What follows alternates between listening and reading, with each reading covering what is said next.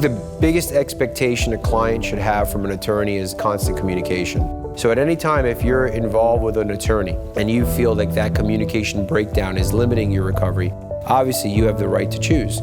If you choose to change at that time, and it's happened before, we're able to take that client's case on, and then once we have a better understanding of what's wrong with that client, why they're not feeling good, making sure that the appropriate physicians are being placed on that case, explaining the process, letting them understand the medical care.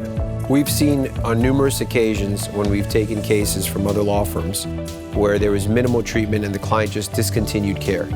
And that all stemmed from poor communication.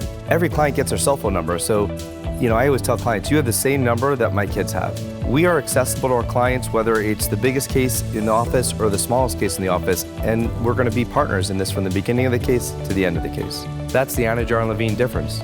Call us at 1-800-747-FREE for a consultation.